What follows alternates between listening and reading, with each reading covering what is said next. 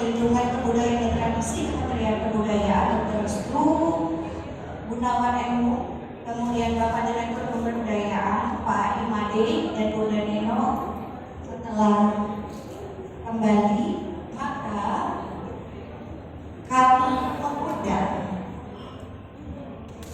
silakan kepada Profesor Dr. Fadlizon SSMSI, Menteri Kebudayaan Republik Indonesia, memberikan sambutan dan penguatan kepada semua rakyat Indonesia. Silakan. Bismillahirrahmanirrahim. Assalamualaikum warahmatullahi wabarakatuh. Waalaikumsalam. Selamat sore, salam sejahtera untuk kita semua. Om Swastiastu, salam, namo buddhaya, salam kebajikan. Yang saya hormati, di sini hadir dari Kementerian Kebudayaan, Pak Dirjen Perlindungan Kebudayaan dan Tradisi, dan juga Direktur Pak Made, dan juga sejumlah direktur lain, banyak satu-satu ya yang hadir, dan Bu Karomas, staf khusus, staf ahli, Bu Neno Walisman, yang juga menggerakkan ya gala Indonesia gala cerita ya. Dan tentu saja para juri yang telah bersusah payah menilai ribuan karya, dan tentu saja para peserta, termasuk selamat kepada pemenang yang tadi telah diumumkan, mewakili sejumlah pemenang dari 5 kategori ya, kategori anak, kategori remaja, kategori orang tua, kategori pendidik, dan kategori inklusi. Ya, jadi 5 kategori. Jadi bapak-bapak, ibu-ibu hadirin sekalian, ini saya dibuatkan pantun. Menenun kain di pagi hari, dipadu warna indah berseri. Cerita rakyat warisan negeri harus dijaga agar lestari. Jadi tentu kita panjatkan puji syukur kehadiran Tuhan Yang Maha Kuasa, Allah Subhanahu wa Ta'ala. Kita dapat berkumpul sore hari ini di acara apresiasi karya Gala Cerita Rakyat Indonesia.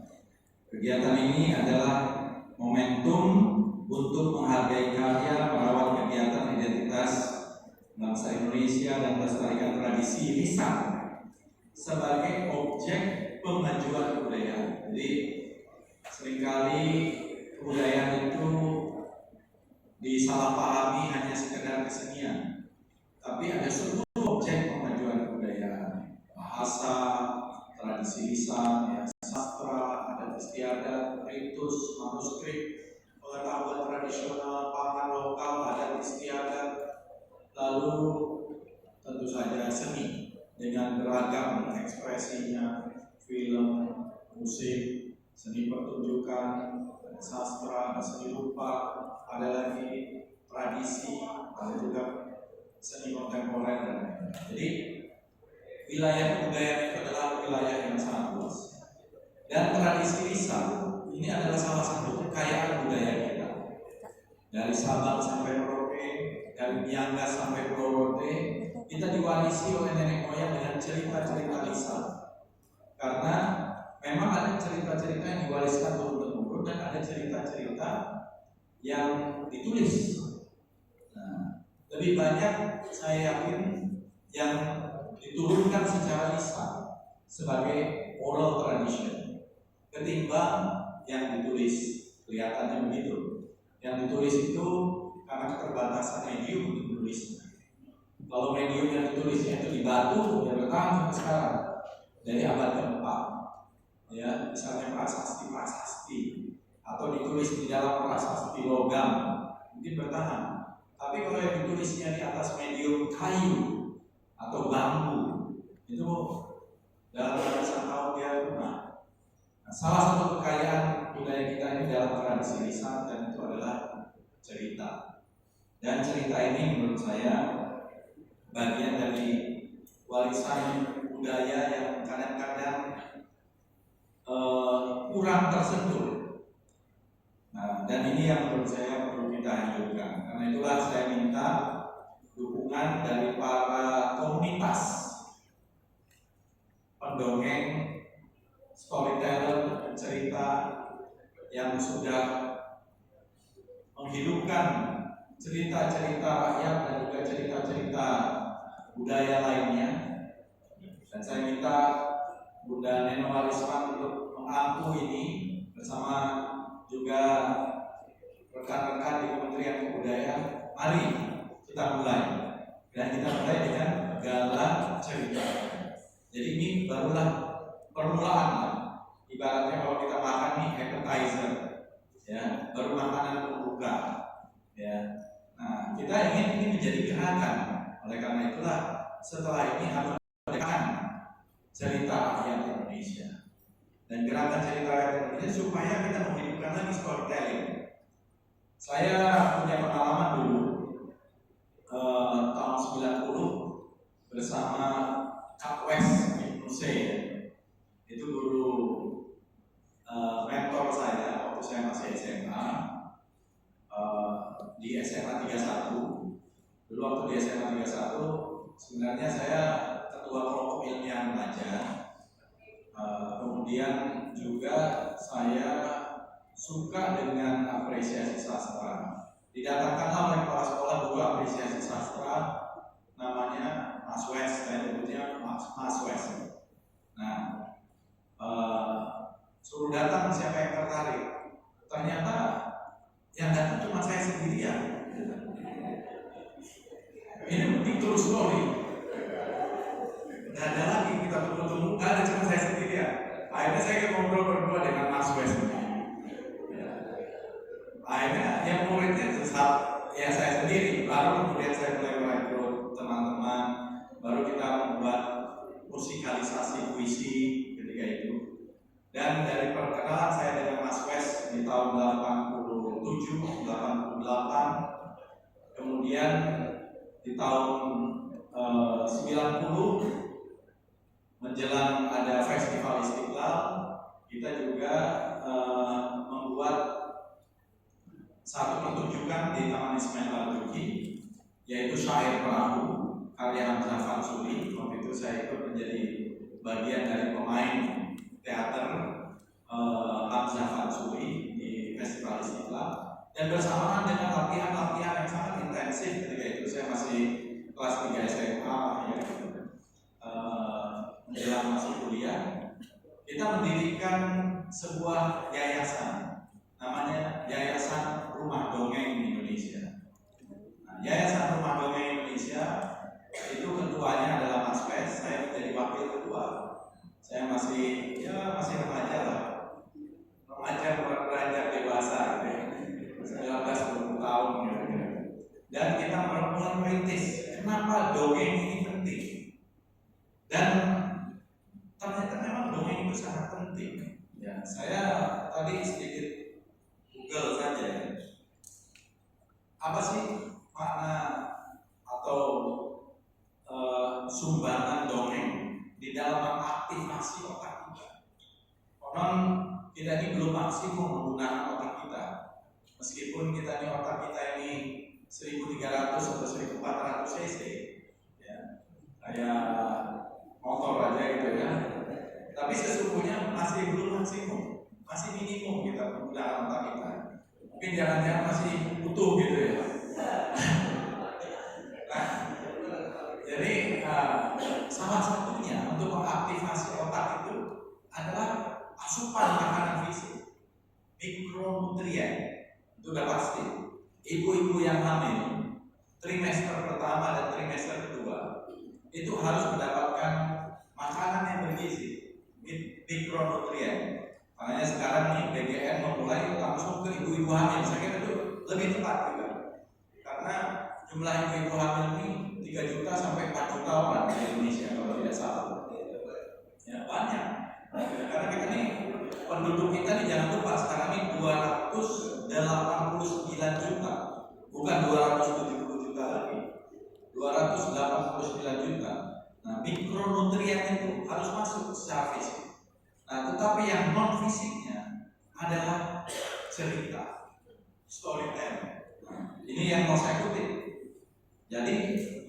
cerita itu dalam bahasa Indonesia ini secara aktif itu merangsang otak dengan melibatkan beberapa daerah sekaligus, dan ini mendorong kopling saraf di mana otak pendengar mencerminkan pendongeng dan melepaskan neurokimia seperti oksitosin dan dopamin yang membangun empati, meningkatkan fokus, dan membuat informasi hingga 22 kali lebih mudah diingat ketimbang data yang mentah. Jadi itu fungsinya storytelling ini menurut saya sangat penting untuk membentuk generasi emas ke depan, gitu ya. Karena tidak bisa hanya fisiknya saja, tidak hanya makanan saja, tidak cukup makanan, tapi makanan spiritual itu adalah cerita dari orang tua, dari ibu, dari bapak kepada anaknya, dan cerita-cerita itu tentu mengandung keteladanan, mengandung nasihat tanpa harus menasehati, mengandung value, nilai-nilai yang ingin diwariskan, ya. Dan ini menurut saya yang sangat penting, fungsi dari mendongeng atau storytelling. Dan ini yang menurut saya bagian yang selama ini mungkin kurang mendapatkan sentuhan. Karena itulah seharusnya kita ini menjadi satu bersama-sama berkolaborasi dengan komunitas-komunitas yang ada, dan kita ingin juga mendukung komunitas-komunitas yang ada untuk menjadikan ini satu movement, satu gerakan supaya kita kembali kepada cerita. Dimulailah dengan cerita-cerita rakyat, karena cerita-cerita rakyat kita ini sangat kaya. Tadi saya kira jumlah yang ikut serta itu sampai 1.700-an karya, ya, dari itu banyak para peserta, dan setiap daerah mempunyai ceritanya sendiri, variasinya sendiri. Bahkan kalau dalam wayang itu ada carangannya juga, gitu. Wayang sendiri adalah cerita, ada cerita yang pakem, ada cerita yang baku, tapi ada cerita yang juga dimodifikasi. Dan saya kira anak-anak itu suka dengan cerita. Saya termasuk yang dari kecil juga mendongeng anak-anak saya. Ya, hampir setiap malam kalau anak saya mau tidur, dia sangat suka saya dongengin, gitu ya, dengan berbagai macam cerita yang kadang-kadang yang menghayal aja agak kasar, gitu. Ada cerita rakyat, campur cerita ini, campur cerita ini, pokoknya mendongeng. Tapi yang penting value-nya itu masuk. Tetapi menurut saya ke depan seharusnya ini bisa menjadi satu bagian yang kita wariskan. Ya, cerita yang dulu ada di dalam, ya, kita masih ingat lah ya. Kalau generasi yang kira-kira yang ada di sini ini di depan paling enggak, sebagian besar sama generasi TVRI dulu ya, generasi radio, ya. Ini ada kan cerita rakyat, ada cerita tadi Ande Lumut, cerita Timun Mas, bawang putih, bawang merah, ada cerita Maling Kundang, ada cerita Sang Kuryang, macam-macam itu semuanya ada. Dan itu menjadi cerita yang sudah menjadi klasik common sense, gitu ya, yang hampir setiap orang bisa tahu cerita-cerita. Bahkan sebenarnya kalau saya ini koleksi buku-buku lawas, buku-buku tua, di tahun 1900-an awal saja saya menemukan buku-buku dongeng dalam berbagai bahasa daerah, dongeng Sasakala Sunda, ada cerita-cerita rakyat itu sempat juga dibukukan ketika penerbitan sudah semakin maju, gitu. Jadi kita perlu kumpulkan.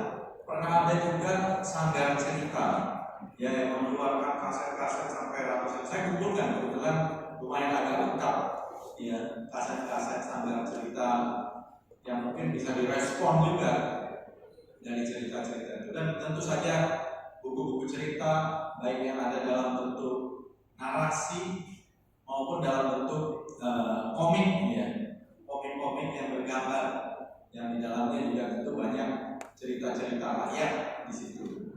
Baik itu, ya, sebenarnya seperti bapak komik kita Pak R.A. Kosasi misalnya, itu kan membuat satu cerita ada fiksi, ada campuran, mulai dari istri asik dan juga yang lain-lain. Dan banyak cerita-cerita itu yang menurut saya unlimited.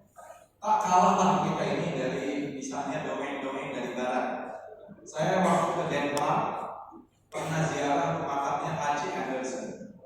Ya. H.C. Andersen ini seorang novelis, penulis, ya, puluhan karya. Itu cerita-ceritanya tentang cerita anak-anak yang juga legendaris. Dulu saya kira kita juga punya bahasa Indonesianya dari karya-karyanya H.C. Andersen. Ya, ada Life Fontaine, ada segala macam cerita-cerita yang lain juga dari barat. Menurut saya sama sekali kita tidak kalah. Dan cerita-cerita kita termasuk tadi yang disampaikan oleh Kak Rona kan menarik. Apalagi dibawakan dengan medium, apalagi dengan musik, dengan nyanyi, ya. Tentu anak-anak akan sangat suka sekali. Karena anak-anak ini, terutama mereka yang di bawah 3 tahun, di bawah 5 tahun, mereka ini kan seperti kertas putih. Ya, ibaratnya seperti apa mereka ini mau diisi. Nah, kalau yang diisi pertama itu adalah cerita-cerita rakyat, keteladanan, kebaikan, nilai-nilai, ya, kedermawanan, ya, kemudian kejujuran dan lain-lain. Tentu ini akan membentuk karakter, emotional intelligence mereka juga akan terbentuk. Jadi bukan hanya IQ-nya, tapi juga EQ-nya. Nah, dan ini yang saya kira sangat penting untuk juga mendorong, menopang apa yang dicita-citakan oleh Bapak Presiden kita, terutama dengan program-program prioritas nasional untuk memajukan sumber daya manusia kita. Jadi untuk memajukan sumber daya manusia kita itu asupannya tidak hanya cukup makanan yang bergizi, tapi juga cerita yang bergizi, gitu ya. Yaitu adalah storytelling dari cerita-cerita. Ya, mungkin ada cerita-cerita tentang kenabian nanti, tentang Nabi Muhammad oleh Muslim, mungkin yang agama lain cerita sesuai dengan agamanya masing-masing. Semua cerita keagamaan masih baik, gitu ya. Dan juga cerita-cerita yang terkait mungkin dengan science fiction dan lain-lain juga tetap menarik. Bahkan cerita-cerita Avengers saja kan selalu ada kekuatan baik, kekuatan jahat, dan seterusnya. Jadi ini menurut saya akan memperkaya upaya kita membangun karakter bangsa melalui cerita. Jadi saya sambut baik dan saya ucapkan sekali lagi selamat kepada para pemenang. Mudah-mudahan dari cerita-cerita ini nanti akan semakin banyak juga platform lainnya dalam bentuk buku-buku, dalam bentuk film, dalam bentuk animasi, komik, permainan digital, pertunjukan seni, hingga ekspresi dan karya-karya budaya, karya-karya kreatif lainnya.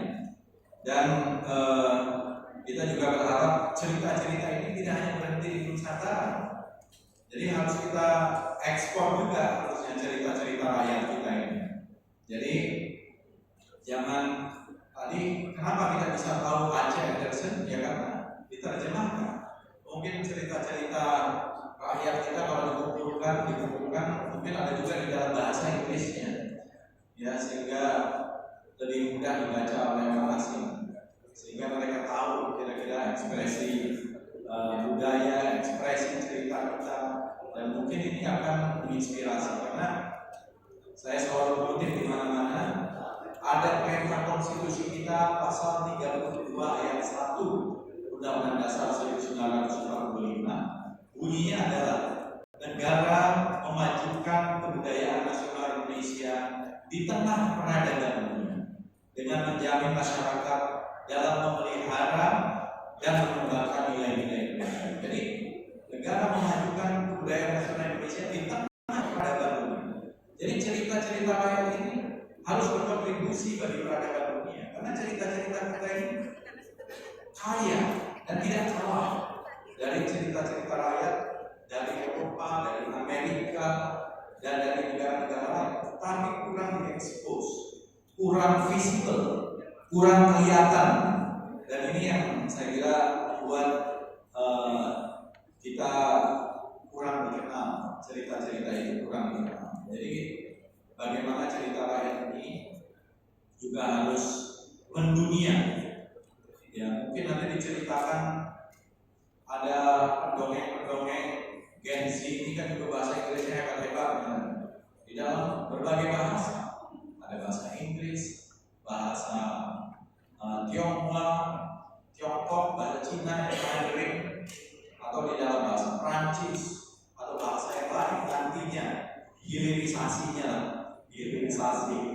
Nah, jadi tapi yang paling penting bagaimana menjadikan cerita-cerita rakyat ini kembali menjadi bagian dari kehidupan kita, dan saya yakin mediumnya tidak terbatas.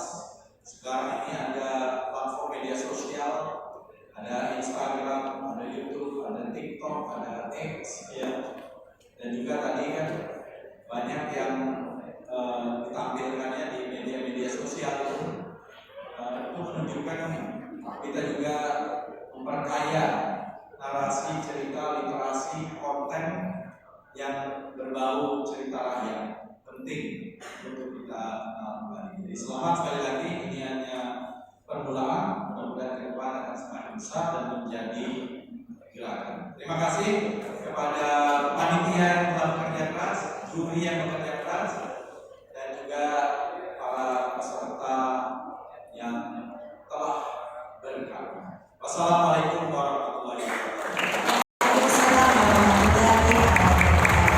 Terima kasih untuk Profesor Dr. Fadlizon SSMSI, Menteri Kebudayaan Republik Indonesia, dan terima kasih juga untuk semangatnya Bapak Dirjen Pak Direktur Jenderal Perlindungan Kebudayaan dan Tradisi Kementerian Kebudayaan Dr. Wisnu Gunawan MU. Sebelum ada ini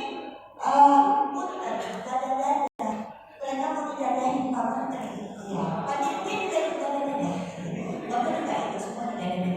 Ya, itu mereka adalah yang menjadi penyebar virus kebaikan tentang cerita dan dongeng. Ya, tadi Pak Menteri ngomong tentang drama radio ya. Tahukah Bapak bahwa biasanya pengisi suara drama radio mereka tidak mau ketemu sama penggemarnya karena semakin bagus suaranya berbanding terbalik dengan penampilannya. Iya, nggak percaya. Baik, untuk selanjutnya Bapak, sebelum Bapak meninggalkan ruangan ini, berkenan untuk melihat ini adalah testimoni para peserta seluruh Indonesia sebentar aja.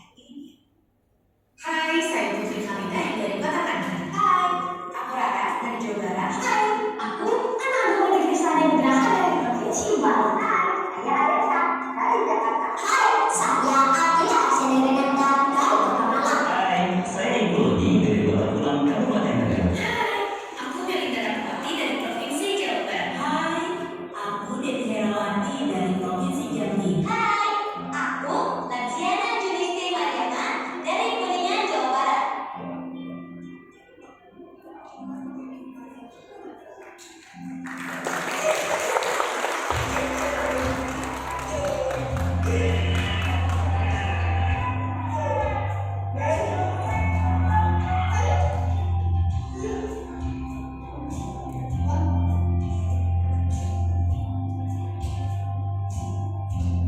Saya merasa senang dan bangga bisa menjadi bagian dari galang cerita rakyat Indonesia. Dan membawakan cerita rakyat dari daerahku. Terima kasih kepada Galang Cerita Rakyat Indonesia Dan Kementerian Kebudayaan Republik Indonesia Atas kesempatan dan apresiasi